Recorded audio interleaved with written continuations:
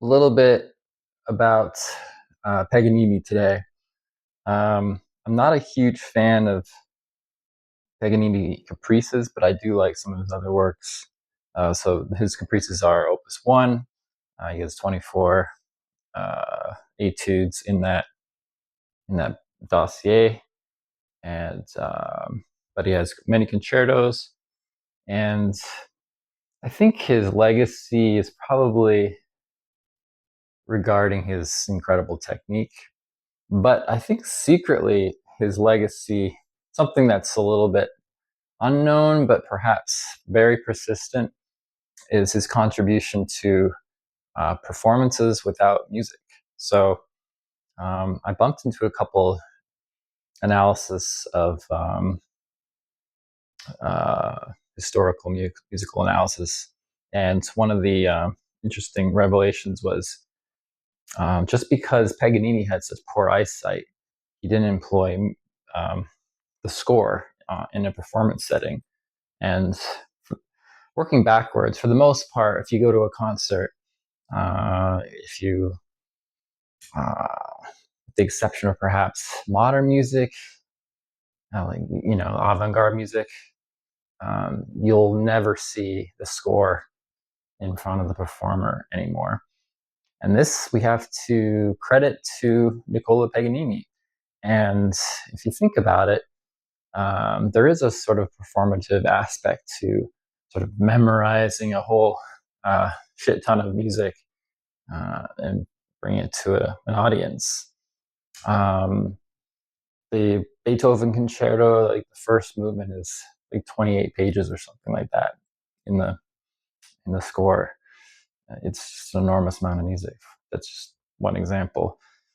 So to bring these big works to an audience without the music, I think for that one time, that one moment in time, that would have seemed like uh, sort of a magic trick. If you can imagine a sort of a situation where everyone was using the score, performing, and then all of a sudden this fellow from Genoa, Italy, comes on the scene and he has everything memorized for the first time, and that became the new standard. I would submit. Perhaps his contemporaries were using music, but after the fact. So even though Paganini didn't have a lot of students, basically the culture for performance changed after him. So despite what you might think about Nicola Paganini as far as his contribution to composition and violin playing being solely his chops, his mental chops are, I would submit, to be the biggest contribution to performance at this point. And like I said, it was just because of his poor eyesight that this was sort of a logistics solution for him, just because he couldn't see so well. What's the point of bringing your score up to the stage if you can't see? Um, Now, does this mean that humans didn't have the capacity to memorize huge swaths of work? No, of course not. I think for the entire time of performing works for the whole duration of classical music, the capacity was always there to memorize, uh, your performance music. Actors had been doing it for 100, 200 years before that, memorizing whole Shakespearean plays, not Shakespearean plays, but Shakespeare plays. And this is just something that humans are able to do. Given enough time and practice, they can memorize. We can memorize pretty much anything. Um, but it is interesting to sort of look at Paganini Opus 11. If it's not 11, I apologize. I seem to remember it's Opus 11. Speaking of memory, it's the Moto Perpetuo, and it's just, I would say, one of the easier pieces. Uh, other than some of his more cantabile pieces. There's a few that are accompanied with guitar. They're not technical compared to some of his other works. Like the God Save the King work is incredibly technical. If you ever not familiar with that, check out Leonid Kogan's recording on that on YouTube, and just look up Paganini God Save the King. I think it's done in a few takes. So this was sort of in a time when every note that couldn't be edited in some sort of software tool, which is something I do. I'm guessing a lot of recording artists do that, just because you can, and why not, right? So that recording's great to just showcase the extreme end of Paganini's incredible technical agility, ability. So Leonard Kogan, God Save the King. But getting back to Opus 11. So Opus 11 is sort of I want to say, how to compare it to a Suzuki, I don't know, maybe Suzuki Book 5. If I had to sort of give an estimate how difficult it is, it's not. It's just running 16th notes. Everything is first position, third position. There's a couple little wicked sections that are relatively impossible, actually. It goes from, you know,